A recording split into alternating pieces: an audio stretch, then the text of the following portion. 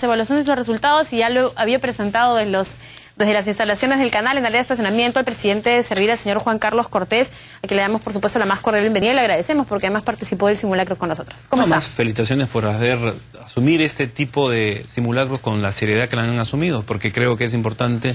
Y obviamente lo que está en juego son las vidas de las personas y obviamente que ustedes lo hagan como lo han hecho nos parece excelente. Gracias. Usted justo estaba llegando, ¿no? al estacionamiento y estaba entrando con el automóvil y de inmediato fue, ¿no?, incorporado al círculo. Ponerme en mi círculo. Excelente. Bueno, muchas gracias por esa participación también tan responsable de su parte y vamos a hablar del tema de la ley del servicio civil. Nosotros hemos estado, señor Cortés, conversando con, digamos, integrantes de la Comisión de Trabajo del Congreso de la República. Vino el congresista Johnny Lescano, hemos hablado con un abogado laboralista, hemos hablado con el señor Domingo Cabrera como representante de los trabajadores, y en realidad lo que queremos es tener la versión de Servir al respecto de este tema. Ayer hubo movilizaciones sobre esta ley de servicio civil. Yo, para comenzar, lo que le diría es, ¿hubo participación de los distintos sectores para poder, digamos, crear todo el marco y considerar los distintos pedidos o la demanda de los trabajadores en general? Porque eso ha sido un poco lo que me han solicitado y me han dicho que ha sido el principal problema. Lo que en realidad ha sucedido es lo siguiente. Las reformas anteriores que se quisieron hacer sobre la ley de servicio civil, digamos con otros nombres, tuvieron un problema serio, y era la falta de comunión interna o de consenso o de discusión interna a nivel del Ejecutivo. De tal manera que cuando llegaron al Congreso, digamos, simplemente fueron proyectos que quedaron ahí nomás. La idea que tenemos y que tuvimos en ese momento, hace un año, más o menos en febrero del año pasado, fueron el de poder hacer una comisión al interior del Ejecutivo y poder hacer un proyecto que pudiera ser, digamos, importante. Y eso fue lo que sucedió. Entonces, ¿quiénes participaron? Participaron del Ministerio de Economía, del Ministerio de Trabajo, de PCM y nosotros. E hicimos ese proyecto. Este consenso fue el que se presentó al Poder Legislativo en enero. ¿Qué hubo con respecto a los trabajadores? Tuvimos algunas reuniones, no negociaciones, sino más presentaciones de la propuesta de ellos, de la propuesta de nosotros, pero no es que hayamos negociado el tema por justamente el respeto a esta regla de juego que tuvimos al interior del Ejecutivo. O sea, ¿diría usted que sí se recogió el sentir de los trabajadores porque sí se reunieron con ellos? Digamos, lo que hemos hecho nosotros es, del proyecto que nos presentaron, lo subimos en toda discusión y en todo tema, los pusimos dentro de las diversas variables que había. Hemos recogido algunas cosas, otras cosas obviamente no las hemos recogido. Pero, digamos, lo que ellos reclaman más bien es que debió haber una negociación. Exacto. Y en realidad lo que nosotros, y digo claramente qué es lo que ha sucedido, lo que hubo fueron ciertas reuniones. Nada más, pero no una negociación sobre el tema. Eso hubiera faltado, ¿no? Digamos, es que políticamente era importante, digamos, que el Ejecutivo tuviera una sola posición. Y es la posición que está teniendo hasta ahora. Esto no ha sucedido antes en esta materia, por lo menos. Entonces era la única viabilidad que había en ese momento para poder llegar a hacer este proyecto, era que el Ejecutivo tuviera una sola posición. No, y lo que señala usted es muy importante, pero definitivamente también era importante que se recogieran, ¿no?, las críticas o las demandas de los trabajadores. Lo que pensamos es que la discusión se iba a dar en el Congreso. Okay. Entonces, digamos, cosa que está sucediendo en estos momentos, ¿no? Digamos, se ha tenido varias reuniones, los congresistas tienen reuniones con los trabajadores, digamos, en las comisiones se han invitado, digamos, la discusión propiamente dicha se ha hecho en el Congreso. O sea, ustedes empezaron a tener este tema listo y que luego en el Congreso ya se dialogara, se tocara adecuadamente con los actores. No, finalmente quien emite la ley es el Congreso, ¿no? Nosotros lo que hemos presentado es un proyecto del Ejecutivo. Bueno, se lo comento también porque si bien el dictamen en la Comisión de Presupuesto se aprobó, ¿no? Y se señaló que se quería pasar incluso a que se votara hace un par de semanas, que fue además muy criticado por en el propio Congreso, en el Pleno a las 11:35 de la noche, que también lo estuvo tocando paralelamente la Comisión de Trabajo. Lo que ha hecho hoy el presidente de este grupo, Juan Díaz Dios, es que no se va a aprobar y no se va a hacer nada hasta que no haya reunión con los trabajadores previamente y que no haya un acuerdo total entre las partes. O sea, esos, bueno, de acuerdo, sí que ya están fuera del Congreso. Es la autonomía del Congreso, y el Congreso obviamente tiene es el que va a emitir la norma. Entonces nosotros simplemente lo que hacemos es dar nuestra opinión técnica sobre el proyecto, sobre los dictámenes, pero el juego congresal, digamos, tendrá su propio mecanismo, ¿no? Bueno, vamos a ver qué pasa, porque sí es un poco complicada la situación por lo mismo que habíamos señalado, ¿no? Se ha visto paralelamente en la Comisión de Trabajo y en la Comisión de Presupuesto, y el congresista Juan Díaz Dios, que es el presidente de este grupo, ha señalado que no se va a aprobar hasta que no se haya tocado con todas las partes. Ahora, si hablamos en concreto de las iniciativas, yo tenía justo un recorte aquí del diario La República, que señalaba que la OIT, la Organización Internacional del Trabajo, había remitido un informe técnico a la PCM, al Congreso, al Ministerio de Trabajo y al propio Servir, que advertía de carencias en el proyecto, que era perjudicial y desequilibrado. ¿Ustedes recibieron este documento? Sí, digamos, cuéntenos. creo que el documento hay que verlo en su integridad, ¿no? Ok. Digamos, también señala el propio... la propia OIT señala que garantiza el principio de mérito, la profesionalización, los objetivos están de acuerdo con una serie de aspectos. Y su pronunciamiento es sobre principalmente el proyecto de ley emitido por el Ejecutivo, y no por algunos cambios que ya se han hecho en el dictamen de presupuesto. ¿Cuáles son los cambios que se han hecho, señor Cortés? Ha habido un reordenamiento. ¿Hay algo sustancial? Sí, hay cosas importantes, hay un reordenamiento, digamos, hay menos remisiones al tema del reglamento, se ha colocado y se ha precisado algunas cosas vinculadas a la evaluación, sí hay algunos cambios, son importantes, ¿no? Y además hay anuncios que se han establecido, que digamos, por la propia mecánica congresal no fueron aprobados ahí mismo, pero que tienen que ver con incremento de algunos beneficios, ¿no? Como por ejemplo el tema de los aguinaldos, ¿no? Que inicialmente el proyecto de ley presentado está en el 50% de la remuneración, digamos, lo que se estableció pero no se puso a votación en la Comisión de Presupuesto, y que después, posteriormente, el propio presidente de la Comisión ha señalado, digamos, que hay un acuerdo al respecto, es sobre que cada gratificación, en realidad llamada aguinaldo, va a ser de una remuneración. Ahora vamos a ver cada uno de esos puntos, pero en ese sentido, simplemente para cerrar el tema de la OIT, ¿ustedes recibieron este documento? Sí, ¿Hicieron alguna variación o el tema ya estaba en el Congreso? No, es que ya está en el Congreso, o sea, esto se ha recibido después. Okay. Además, esto es a pedido de la Comisión de Trabajo. Okay. Cuando cuando ya era una de las comisiones asignadas. Entonces, eso ha sido posterior, ¿no? Bien, bueno, lo que yo sí quisiera solamente señalar de este punto es, yo tengo un recorte que es del diario La República, del martes 21 de mayo. No, nosotros hemos intentado incluso que conversar con alguien de la OIT, pero no, señalaron que no, porque era un documento técnico que había sido enviado desde su sede en Ginebra, ¿no? Y que había sido directamente enviado a la PCM, al Congreso, al Ministerio de Trabajo y a Servir, y que eso había sido como un documento que se había... ¿Puede ser que se había filtrado? ¿Se podría decir eso o no? ¿O ha sido un documento completamente público?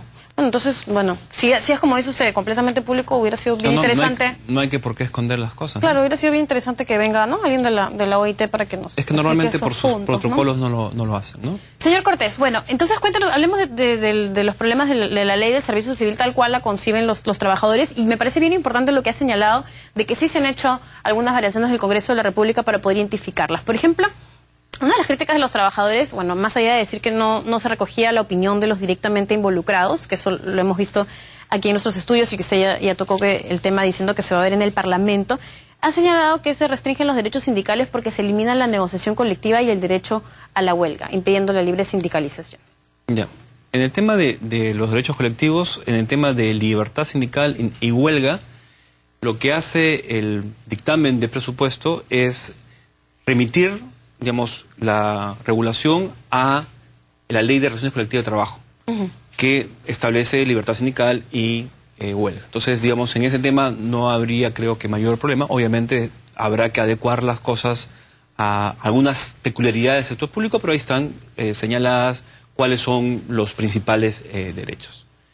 En el tema de negociación colectiva, luego de una ardua discusión interna dentro del Ejecutivo, lo que se estableció, que ha sido, digamos, tomado por el dictamen de presupuesto, es que hay negociación colectiva en materia de condiciones de trabajo y que en el tema de remuneraciones no exista esta negociación colectiva a nivel, digamos, de establecimiento, ¿no? Bueno, el señor Cabrera lo que me dijo es, pero ¿cómo me van a limitar y me van a decir que no negocie los temas de remuneraciones si esencialmente estas son las demandas de los trabajadores? ¿Cuál es la razón? Se partió de dos, digamos, en esta discusión que hubo, se partió de dos temas importantes. La primera es lo caótico que es el tema de remuneraciones en el sector público. Digamos, hay una razón de ordenar, parte de la reforma del servicio civil es reordenar el tema de remuneraciones. Hay un problema muy serio de muchos conceptos, de inequidades en todos lados. Y en segundo lugar es quienes negocian, ¿no? Negocian principalmente aquellas entidades que tienen recursos propios.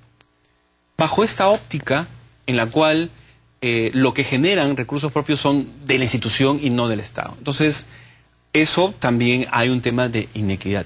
Entonces, lo que se ha pensado es cómo establecemos la posibilidad de un régimen en el cual, en el tema de remuneraciones, comencemos a cambiar las cosas y que cada persona tenga en su puesto, digamos, una valorización de su puesto, cumple el perfil y su valorización de puesto, y eso es lo que perciba. Es más, lo que se ha hecho es reducir de una manera importante lo que son los conceptos remunerativos. Porque pasar de 400 a pasar únicamente a 3 o 4 es importante. No, eso usted tiene toda la razón. No importa ya el tema de cómo vamos generando más pequeñas cositas, sino cómo tenemos unificamos, hacemos algo. Pero es unificar y que a uno le paguen lo que su puesto. Es meritocracia. Es meritocracia, pero también es meritocracia, pero también que a uno le paguen lo que su función establece.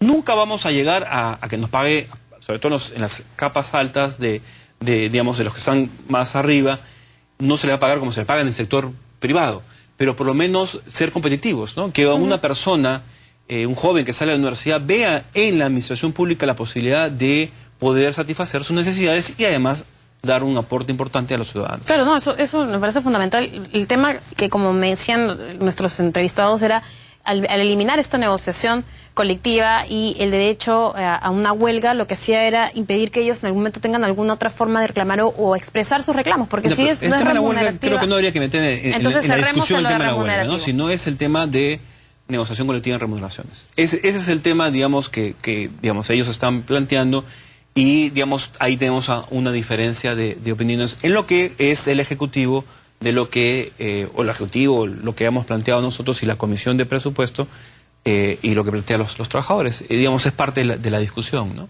Ok, o sea, sería uno, digamos, de los puntos que usted señalaría como, digamos, álgido, no sé si llamarlo álgido, o que podría generar otro de los problemas tal cual están manifestando los trabajadores, porque si desde el Congreso, por ejemplo, no se cede en cuanto a este tema, ellos van a continuar con las protestas. O sea, digamos, ¿cómo podemos establecer un punto de unión o negociación para llegar a un eso, digamos, será un tema de discusión en el Congreso. O sea, nosotros lo que hemos planteado es un modelo, si se quiere, digamos, que pueden cuestionar, lo que pueden estar en contra, pero lo que hay detrás de todo esto, o por lo menos el objetivo que se ha tenido del Ejecutivo principalmente es cómo comenzamos a ordenar y cómo pagamos adecuadamente a las personas el valor de su trabajo. A mí me parece fundamental, definitivamente, y cuando lo he conversado con los distintos actores involucrados, también están de acuerdo con que se hicieran reformas, ¿no? Sino que, como le decía, hay algunos puntos que son los que resultan para ellos complicados. Entonces, yo resaltaría lo que ha señalado haciendo esto, porque estaba leyendo que iba a demorar más o menos 7 años, que iba a ser un tema gradual para que se pueda ir implementando. Exactamente.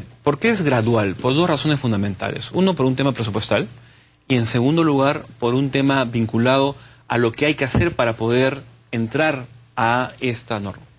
Uno de los temas más complicados que hay en la administración pública es que no se planifica el crecimiento.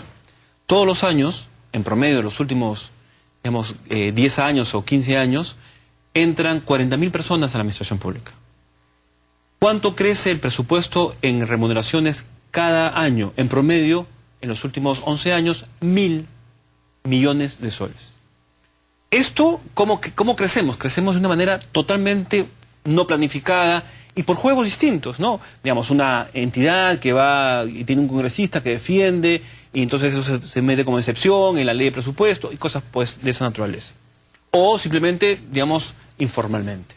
Entonces, lo que es importante es que cada institución pueda hacer una fotografía de lo que tiene en este momento, de sus funciones y los trabajadores que tiene. Luego, ¿qué cosa necesita realmente para cumplir las funciones al ciudadano? y después de eso, digamos, establecer dos temas fundamentales: los perfiles de las personas que se requieren y adicionalmente la valorización, cuánto debo pagarle a cada puesto, a cada cajoncito. Entonces, eso es un proceso que toma su tiempo. Por eso, cada institución va a tener que hacer esa labor a efectos de poder entrar al régimen del servicio civil. Una conversión gradual. ¿Qué es lo que va a llevar a eso? En que en los próximos 50 años esa institución pueda establecer claramente qué es lo que necesita y cómo debe crecer o cómo debe establecer sus cambios. Eso nos puede llevar a un cambio fundamental en la administración pública. Esto puede llevar a que efectivamente le podamos dar, y es parte de la esencia de esta norma, podamos darle a los ciudadanos el servicio que se merecen. Porque está en juego eso. O sea, mucho se habla, creo yo, de los, y está bien, de los beneficios que se establecen en la norma. Pero creo que hay algo fundamental detrás de eso. La atención a la ciudadanía. Exactamente, porque si no, ¿para qué? ¿Para qué estamos? ¿Para qué hacemos una reforma? No hacemos la reforma únicamente para los trabajadores. Sí, también. ¿Se va a ir eliminando gradualmente digamos, estos sistemas burocráticos interminables? La idea es que son, sí, sin lugar a dudas, esa es la idea en el tema de los trámites. Pero además es, digamos, sacar de la letanía de estar en una... A los trabajadores 276, por ejemplo, los tienen hace años, de una manera realmente que no es buena. O sea, no tienen ascensos, no tienen mayores remuneraciones, se les ha dejado en muchas ocasiones. La idea es cómo hacemos a través de esta norma que esas personas en realidad miren sus próximos 20 años, sus próximos 25 años, los que están en este momento, para poder hacer un cambio fundamental. Claro, el tema es efectivizar, y en ese sentido sí lo vemos como usted. El tema es que genera mucha preocupación por parte de los trabajadores que señalan que podría haber un despido masivo, que afecta a la estabilidad laboral. No hay posibilidad de un despido masivo. No hay posibilidad de un despido masivo. No lo hay. Si me permite, señor